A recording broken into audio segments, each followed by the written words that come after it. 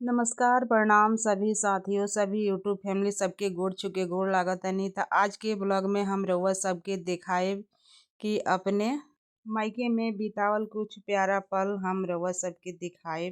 मायके में सबके साथ हंसी मजाक एकदम मन खुश हो गईल कि सभी लोग से मिलन जुलन हो गईल और परिवार के साथे रहला में ना पहले वाला खुशी मिलेला। जौन की जे 16 साल पहले वाला खुशी रहे उ खुशी मिल जाला।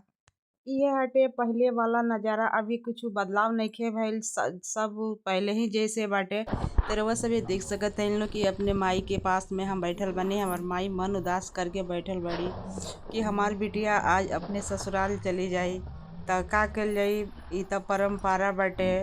सबके बिटिया अपने माई के पास नहीं रहेली, सभी लोग चले जाला अपने अपने ससुराल में। त रउआ सभी देख सकतानी कि बातचीत करते करते मामा के लइका आ गइलन। त लोटा माज के हम मामा के लइका के पानी देतानी। इ मामा के लइका के त हम कभी देखबे ना कइनी, शुरुए से बाहर रहल बड़न। घरे रहतन त हम देख लेती, देखबो करती। और जब ही आवे जाए लगल त हम यहाँ नहीं रहनी, अपने ससुराल चल गईनी। त रउआ सभे देख सकत हइन कि आज पहली बार हमरा मुलाकात भइल बाटे मामा के लइका से। इ हमन मामा के जेठ लड़का और इ बाबूजी बैठल बड़न। रउआ सभे देख सकत हइन कि तवाई के दिन बाटे, पियासल बाड़न। त फिर आके अपनी माई के पास बैठ गईनी, काहे से कि माई के छोड़ के तावे के मन ना करत ताटे। और देखी लो बाबूजी हमार कपारे हाथ धके बैठल बड़न, मन उदास करके बैठल बड़न। उ बोलतारन जे बेटा तू 2-4 दिन और रुक जा, 2-4 दिन बाद जइहा। त रउआ सभे देख सकत तानी लो कि घर में तो हमरी कोई बा नहीं जा, ससुराल में हम अकेले बानी ना। त हम 2-4 दिन रह जैती, मम्मी पापा के छोड़ के तावे के मन नहीं करला, लेकिन बहुत मजबूर हो जानी हम आवे खातिर। का करे, घर में तो कोई नहीं खे, सास ससुर के अलावा कोई नहीं खे। त रउआ सभे खुद समझ सकत हइन लोग कि हम अपने बूढ़े माता पिता के छोड़ के ससुराल जा रहल बानी। और माई त माई होखेली ना, माई हमार बहुत रोवतारी। माई हमार एकदम उदास होके एकदम फुट फुट के रोए लागतारी। बाबूजी हमार बहुत रोवतारन कि बाबू तू अभी मत जा, 2-4 दिन रुक जा। तब तक ले देखी लो हम रेडी हो गईनी, रेडी भी हो गइल बानी। और सैंडल देखी लो हमार टूट गइल बाटे, जौन सैंडल हम पहिन के आवे वाला रहनी उ टूट गइल बाटे। रउआ सभे खुद देख सकत हइन लो। अब उघारे पावे हमरा आवे के पड़ी। त सोचे तनी कि जाएम बाजारी में, त बाजारी में एगो सैंडल खरीद लेम। त रउआ सभे देख सकत हइन लो कि कपड़ा वगैरह सब रख लेले बानी बैग में अपना, और पर्स में भी सब कुछ रख लेले बानी। फिर भी देखा तनी कि कुछ छूट त नइखे गइल, का रखले बानी का ना रखले बानी। काहे से कि हमर माई कहतरी कि बाबू अच्छा से तू कपड़ा वगैरह देख ला, काहे से कि तू जब आवेलू तब कुछ ना कुछ छोड़ के चल जालू। त हम त अपना जाने में सब कुछ छोड़ देवेनी, लेकिन दूसर कुछ छोड़े के बात नइखे, लेकिन लइकन के कपड़ा बाटे। और हमार लइका बड़न सन सियान सियान, ओकनी के कपड़ा त एइजा केहू पेन्हे वाला बा ना। एइजा बच्चा छोट छोट बाड़ा सा त उ त पेहनिया सा ना। त माई हमर कहेली कि एइजा पेन्हे वाला कोई नइखे, तू अपन कपड़ा वगैरह सब कुछ रख ला। त देखी लो कपड़ा वगैरह हम खोजतनी कि बबनी के हमरा कपड़ा वगैरह बा, छूट त नइखे गइल। आ छूटियो जाला तबो कोनो बात नइखे, लेकिन इ होला ना कि कबो नीचे के छूट जाला ऊपर के चल जाला, कबो ऊपर के छूट जाला त नीचे के चल जाला। माने हर बेरी ऐसे होते रहेला। त केतनो सहियारा त कुछ ना कुछ छूटिए जाला। त हम सब सामान तैयारी कर लेले बानी। और लड़का हमार देखी लो बैग और मोटरी लेके गाड़ी के पास चल गइलन। त रउआ सभे खुद देख सकत हइन कि भतीजा भतीजी चारों ओर से एकदम आटा नियर छपले बड़ा सन। जब हम चल जानी ना तो लोग की इतना खुशी हो जाला, इतना खुशी हो जाला ना कि पाछे पाछे घूमते रहेला लो। बुआ हई बतिया, बुआ हो बतिया, बुआ आ गइली, बुआ आ गइली। बहुत मन खुश रहेला वो लोग के। त हम अब हो गइल बानी रेडी। रउआ सभे देख सकत हइन लो कि हम निकल गइल बानी। अब मम्मी हमार अब खोइछा डली हन, हम बानी अपने घोठा पे, घर पे नहीं खी, घर पे भाभी लो बालो। तभी तो हम बानी अपने माई बाबूजी के लगे। रउआ सभे खुद देख सकत हइन लो कि माई बाबूजी हमार बैठल बाटे लो मन उदास करके। और इ लड़का हमार तेजी कर देले बड़न, तेजिया देले बड़न कि मम्मी जल्दी चला। त यहाँ से त अभी हमरा जाए के बाटे घरे। त मम्मी हमार जइहन अभी खोइछा लियावे खातिर। देखी मामा के लइका भी बैठल बड़न होते। और ये भतीजी हमार रोआ तरी की ई या बुआ के मत जायदा, बुआ के मत जायदा, या बुआ के रोका।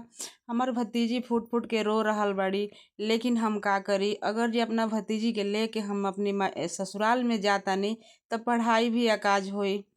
त रउआ सभे खुद देख सकत इन लोग कि माई हमार खोइछा हमरे आंचल में डाल रहल बड़ी, अपन आशीर्वाद दे रहल बड़ी। रउआ सभे खुद देख सकत इन लोग।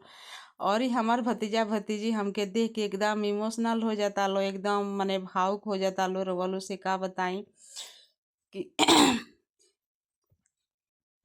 अब भी हम यहाँ से जाएम घर पे घर पे हमार भाभी लो बालो देखी लो। अभी हमरा खांसी जैसे हो गइल बटे। हम जैसे रात के खाना खावी ना, रोटी सब्जी बना रहे खावी या मुरई काट काट खा लेवी तो तनी आवाज़ हमार एथी हो गइल बटे, खसखसा तटे और खोखी हो गइल बटे।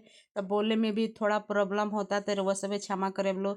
और देखी लोग हम आवत तनी घरे तले भतीजी हमार फूट फूट के रोती है, बुआ मत जा, बुआ मत जा, ठीक ना। तो हमरो भी रोना आ जाता है कि हमार भतीजी इतना हमरे खातिर रोए ले, इतना खुश हो जाली सना। हमार तीनों भतीजी जे हम का बताई, हमरा भतीजी जैसे भगवान सबके देश। और भाभियों हमार बहुत अच्छा हलो। हम आ गनी अपने भाभी लोग के पास। हम भाभी लोग के पास जाइले ना तब बहुत भाभी हमार माने लालो, हमके बहुत माने लालो। ऐसे जीवन भर हमके देवलो तो हम खुश रह, तभी तो हमार माई बाबूजी बाटे लो। तो भाभी हमके बहुत माने लालो और पे माने लो। तब बाकी मानी लो हमके छोड़ी लो ना। तो बस अभी देख सकत है इन लोग कि हम अपने गाड़ी पे बैठ गए नहीं और हमार माई वहाँ पे गई बड़ी। इधर से हम चल जाए अपने घर। तो हम रास्ता में आएंगे तो देखा कहीं रास्ता में जंगल में आग लागल बटे, भयानक घटना घट गई बा। वैसे भी खुद देखा तनी लोग कि कितना लोग बटराइल बटे और पुलिस प्रशासन भी आ गई बटे। और कौन पता ना के बीड़ी उड़ी पी के सिगरेट पी के जंगल में गिर गए बटे लोग और जंगल में आग लागल बटे। बहुत सारा जीव मर गल बड़ा सन, चिड़ी चिड़ून गोहटी मरल बड़ी सन। और इतना भयानक आग लागल बटे ना कि का बताई। वैसे भी खुद देख सकत है। प्रशासन भी आ गई बटे और गांव मोहल्ला के लोग भी जुट गए बटे। और पनिवा गाड़ी बोलेला ना आग बुतावे वाली, वो गाड़ी भी पहुंच गई बटे। कुछ देर खड़ा होके हमने के देखे लगे, बहुत मोह लागल कि आखिर चिड़िया चिड़ून जीव जानवर केहू के का बिगड़ले रहल, ये लोग के इतना भोगे के पड़ल। तो वहाँ से अपने घर हम आ गए। तब तक ले देखनी कि बंदर लोग की इतना भीड़ लागल हमरे आंगना में, मतलब घर के पीछूती इतना बंदर सारा बटराई रहे लो कि देखी लो बाल्टी में 2 बाल्टी पानी रख ले वालो। और हमार लड़का सेवा करता लो, बहुत अच्छा लागल, प्यास लागल बा, तवाई के दिन बा। अब वीडियो हम बंद करब ना तो वीडियो हो जाए लंबा, रउआ सभे देख ना सके नहीं लंबा वीडियो। तब बंदर लो से हम यह मनोकामना मांगब रउआ लोग खातिर, यूट्यूब फैमिली खातिर कि हे यूट्यूब फैमिली पहले हमरा यूट्यूब फैमिली के आगे बढ़ाई, ओकरी बाद हमरो के आशीर्वाद दी आगे बढ़ाई।